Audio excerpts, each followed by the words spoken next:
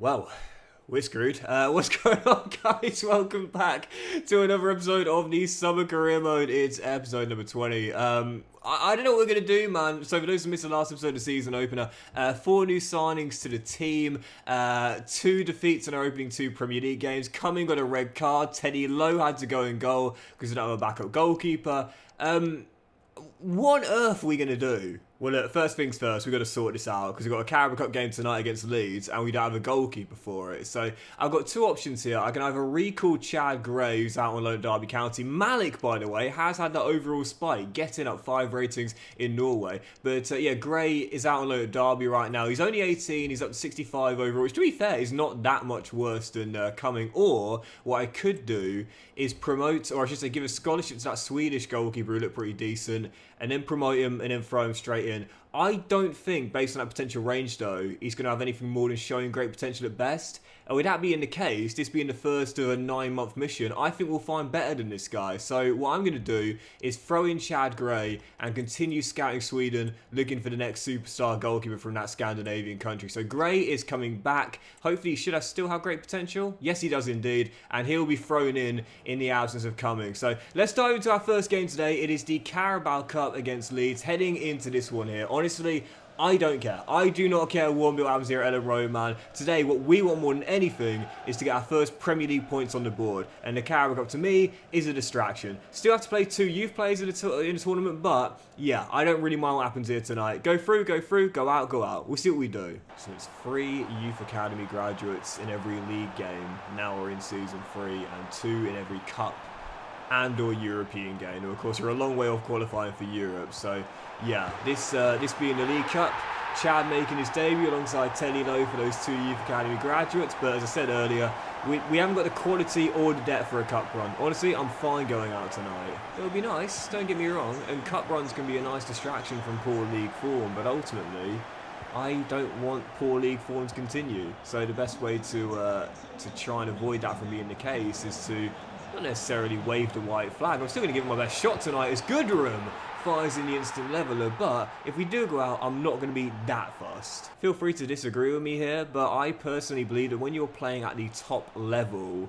it doesn't really matter the rating of your goalkeeper until they get past, I would say, 75, 76 overall. Anything below that, and they're going to struggle to save the majority of shots on their goal from a close enough range. And so if you've got a goalkeeper that's, let's say, 74 overall compared to a goalkeeper that's, I don't know, 60 overall, well, 9 times out of 10, if it's a good enough shot from a good enough striker, it's probably going to go in anyway on ultimate difficulty. And so if that goalkeeper that's far lowly rated has higher potential and is far younger, I say go with a lower rated goalkeeper. It might seem like a massive downgrade, but the chances are either goalkeeper probably isn't going to save the shots or most of the shots anyway. So I say go with a younger goalkeeper who's got more potential to get his potential up and his overall hopefully growing a little quicker as well. As Ollie Romani is through. Can he chip it?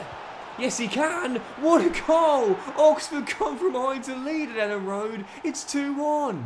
You know that Eddie Hearn meme that you see on the No Context Hearn page? How'd you flick that one then? I've got no idea how our backup brigade have come from behind to win at Ellen Road, but we have. Through to the next round, and like I said, I wasn't going to wave the white flag, I wasn't going to surrender, even from a training position, I still wanted to win it, and we have. Into the next round, fair play to the B team. Well, obviously I much prefer 3 points on the weekend away against Spurs, but even so, it's nice to get our first win of the season, albeit in the Carabao Cup. So there's still a week to go until the transfer window shuts, and there is still a bit of money remaining as well. Who have we got in the following round as well? I'd love if it was like a lowly league side at home. It's going to be, it's not, it's Manchester United at home, but okay, we are at home at least. I got that part right. But there's still a bit of money remaining. And I probably will make a sign today. Our squad is still incredibly thin, 18 mil in the budget. Yeah, I'm definitely making at least one more sign today, possibly at DM as well. And as the bid comes in for Cumming, which of course we'll turn down. Yeah, following game, it's going to be Spurs away in North London. It's probably going to be our 3rd defeat in a row to start the Premier League campaign off. But I will stick to that as well. Gray might be 7 ratings lower than Jamie, but he's also 9 years younger with far higher potential as well. So I might as well throw him in, knowing that even whether it's Cumming or Gray, chances are he's not going to save many shots anyway. So yeah, following game, Spurs away. Can we get our first Premier League point here in the capital? Come on, Hughes. Speaking of Spurs, very unlucky yesterday not to win that Super Cup against PSG. They were brilliant in the first half as Moise Kean fires in the opener, but I will give PSG a lot of credit. In that second half, they looked a different team. And the cliches of football is a game of two halves. Well, I don't know what Luis Enrique said at the break, but in the first 45 minutes, they looked as rusty as it gets. I mean, they looked so far off the pace. It was really, really embarrassing for a side that won the Champions League in such convincing fashion last year. But in the second half, the marked improvement was there for all to see, and fair play to them for the fight back there. But anyway, Keane with the opener, Spurs in front, and yeah, like I said, good win out of the road there in the Carabao Cup. But our wait for our first Premier League points is definitely going to continue. Definitely going to make a signing after this as well. Deadline day right around the corner.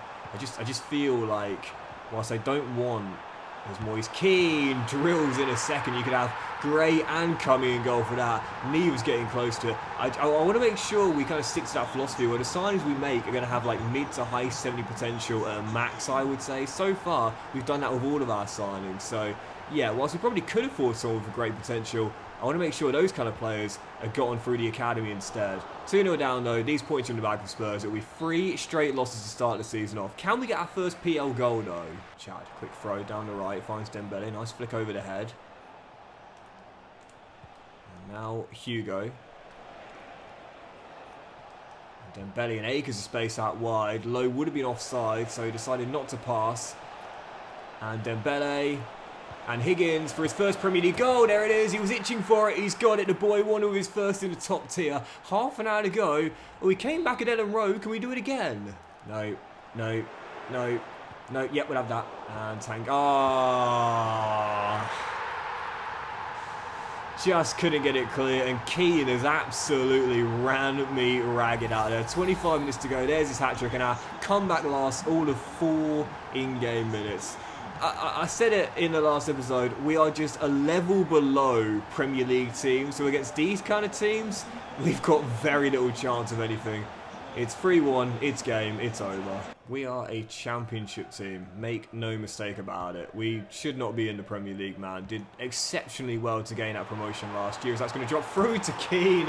It went all the way to Moise Kean, who's got his 4th. And that is why it's going to be a long old season for us.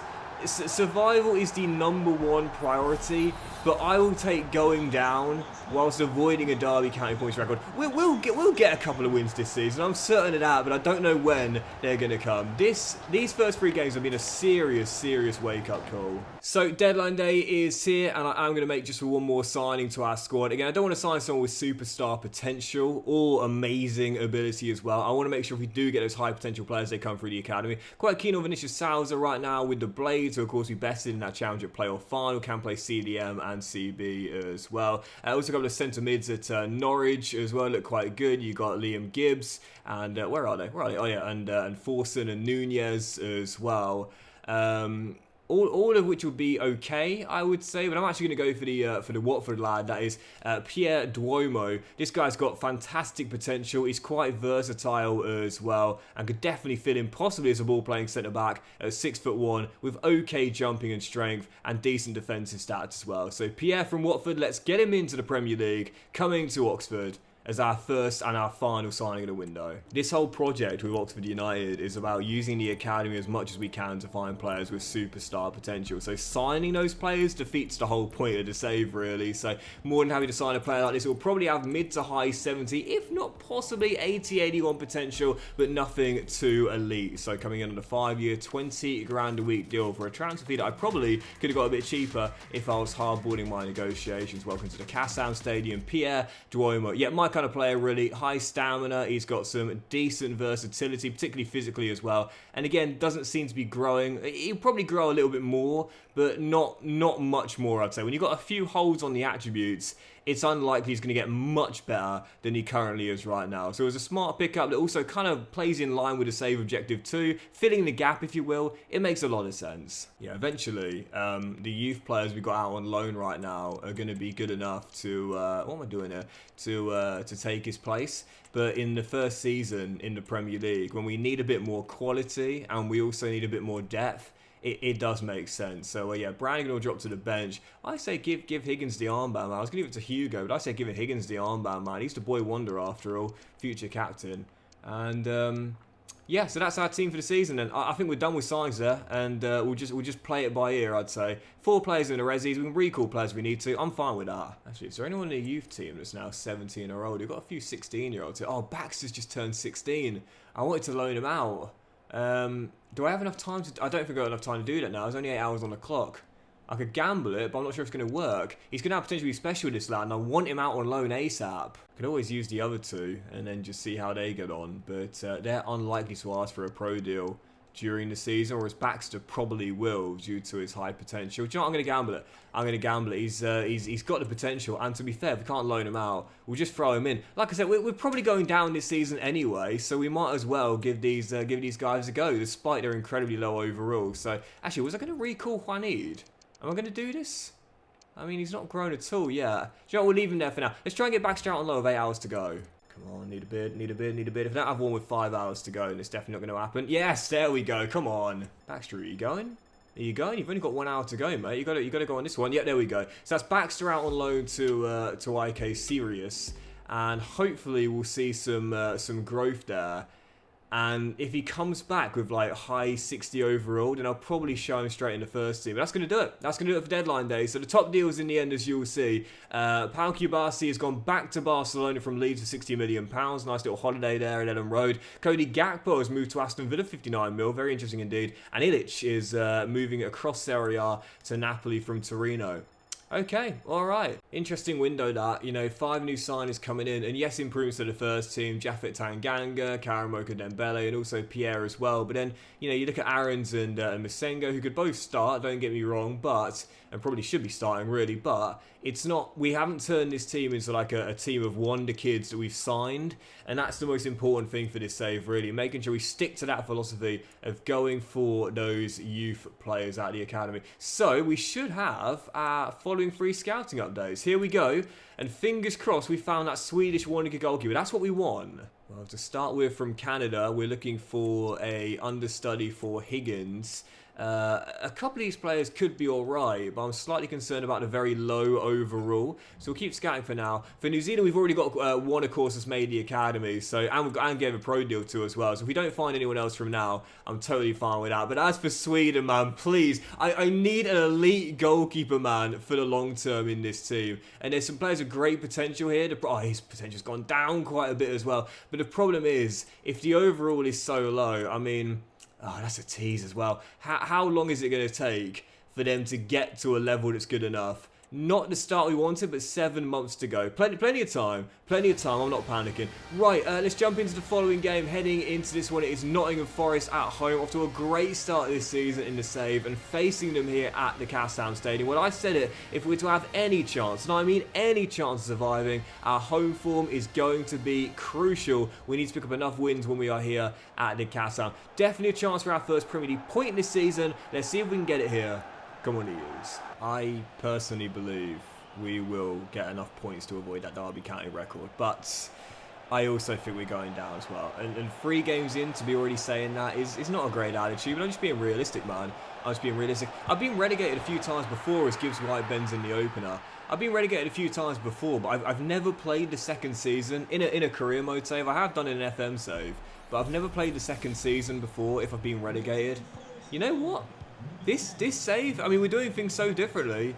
Maybe that's what we'll do. We get relegated. I'm not going to jump ship and try this philosophy elsewhere. I'll try and rebuild back in the second tier.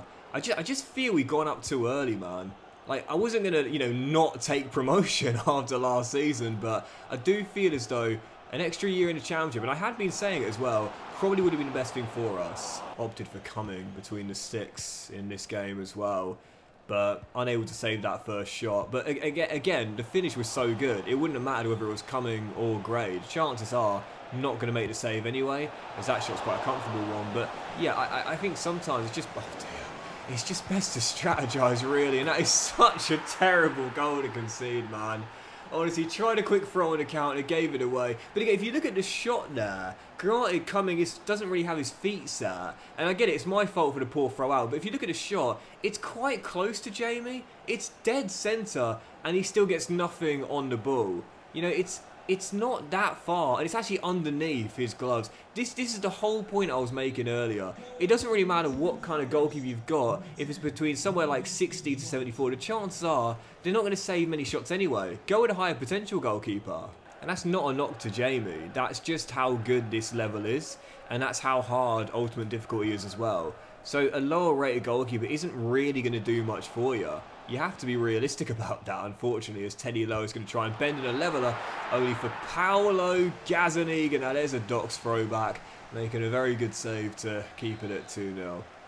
Yeah, our first Premier League points I was hoping to claim today, we almost definitely won't. We've got Manchester United back-to-back next as well, first in the Cup and then in the League. I don't know when our first points are going to come, but it's not going to be today. I have a feeling that our season is going to be a bit like Sheffield United's a few years ago. If you remember, there was a long time before they had no wins, and I think they had like 1 point after 15 games or something. Blaze fans, I apologise if that's a bit dramatic, but I think it was something like that. It was a really poor start, but then in the second half of the season they turned it around. They didn't even finish bottom that season, if I remember correctly, and they ended up with like 22 points or something. And okay, it was still relegation, but it was nowhere near as bad as it possibly could have been. Again, if I'm misremembering, Sheffield United fans, do correct me if I'm wrong, but I think that's kind of how our season's going to go. We'll get enough points to avoid the Derby County record. I feel confident of that, but it's still going to be relegation, I feel. As Teddy Lowe belts one and Gazzaniga is there once again. Half an hour to go. Even get enough goals this season, it's going to be a difficult ask for this Oxford team. And actually, I was wrong. It wasn't 1 point from 15, but 1 point from the opening 10 games. That's the worst start to a Premier League season ever, I believe. And as things stand, we are on course for that, because we've got no points in our first 4 games and only 1 goal as well. Derby County fans watching us week in, week out and thinking this is probably the team that will get that unwanted record. Right, let's end the episode on back-to-back games against Manchester United, starting with this one in midweek in the Carabao Cup. And whilst it was nice to get our first win of the season against Leeds in the Cup, honestly, I don't see lightning striking twice, and I'm totally fine if our mini cup run ends here. What we want is less distractions, more rest time, and some Premier League points, let alone a cup run. So following game, Manchester United Carabao Cup. It's a really cool challenge this though. I'm enjoying it, don't get me wrong. It's nice to do things differently and experiment a little bit towards the end of the FC year, but the point that I have always made about youth players, as well as, oh great, brilliant one-on-one, denying Rasmus. The point I've had on youth players for so many years is this. The reason why a lot of people don't use the academy is because there's no need to, really. And it takes so long for youth players to improve. Great ball low, and Plaqueta fires in the opener as Oxford lead 24 minutes in. And so my big thing has always been this: EA need to do one of 2 things moving forward with youth players. Either let them grow quicker so they get up to speed quicker, or my personal recommendation would be post-season upgrades. You can have a player's potential upgraded post-season. I believe the overall should as well. Higgins, for example, should be far better than he is right now, and I'll say Teddy should be as well. Their ratings don't justify how great they've been these first 2 years. Wow, I don't think anyone was expecting this. But, oh, no, come on, not now. I say I don't care about the Carabao Cup, but this will be cruel. Chad, out you come. Yes, keeper well in, and that is it. Our first scalper to save, and it comes in the Carabao Cup. And our first clean sheet as well. But why can't we do this in the Premier League, man? With all due respect to the League Cup, I don't really care. I want Premier League points, man. Even so, our progress continues. We'll see who we've got, and then we'll take on Manchester United again in the league. This is Oxford United in a nutshell, man. Seriously, honestly, just so unorthodox and a bit strange. And we won't know the draw today, unfortunately. The following ties haven't been done yet. But into the last 16, and fingers crossed, we'll get an EFL side at home in the following round with a chance to make the quarters for the first time in a save. Right, we'll end on this then. Our final game today, away at Old Trafford, Manchester United again. But I don't see lightning striking twice here. I'd love our first Premier League point. I'd love our first Premier League clean sheet. I'd love our second or more Premier League goals. But really, based on the start of the season, well, we can only win in the Cup. We can't get anything in the league. Manchester United, Old Trafford. I'd love a point to end on. Let's see if we can get it. Come on to use. This starts a 5-game run where we are very unlikely to get any points as well. Manchester United, Man City, I think it's Brighton, Liverpool, Arsenal, I think. So, yeah, great to get that win in the week there, but you know I would have sacrificed progression for at least just 1 Premier League point, man. We want it not before long. Rasmus offloads, Mason Mount drills in the opener. We'll be lucky to get a goal, let alone a point. Yeah, I think scoring goals is going to be a major issue for us, really. Conceding goals is going to be a major issue. Just playing games is going to be a major issue, really. I don't know how to do this, to be fair, as Mason Mount takes aim. Gray does make a good save there, though, to keep it at 1-0. But I think if we are going to get some wins, we're going to need to play not only perfect football, but we also need some serious luck as well. Loads of trouble down this left-hand side. Went walkies, couldn't get back on time. This is going to be 2. Ball rolled in. Mount with a quick offload to Rasmus for 2. I have no idea how long it's going to take for our first Premier League win. I feel confident we'll get one at some point this season, but we may be waiting a while. It's the youth player rule that's making this save so hard. Like, if we didn't have to stick to that, I feel incredibly confident that we'd be able to get the quality players in and start them and get enough points to give us a chance of surviving. But because of those low overall players, they're kind of letting us down, really, if you know what I mean. Nothing Gray can do about that, but that's the problem, really. That's the issue we got this season. 3-0, game over. This is a tough wake-up call, man. We might have looked really good in the Championship and good enough to be in the playoffs every year, but in the Premier League, well, I'll say it, we are a level above. We are a Championship team. Oh, it's going to be 4, it's going to be 4. Yeah, I think bookies are already suspending odds on Oxford United going down. The real question is, will they break that Derby County record? Well, based on this trajectory, we'll probably finish the season as the only Premier League team with a single-digit point tally. But that'll do it for today's episode of the Summer Career, guys. Big fan of watching, you enjoyed. If you had a like, much love to you all. Have a fantastic day. I'll return next one with a draw for the last 16 of the Carabao Cup and should have the tie as well. And more games in the Premier League going for our first points of the season, where we desperately need some after a nightmare start very soon. Oh, and more youth players as well through the scouting, which we desperately need as well.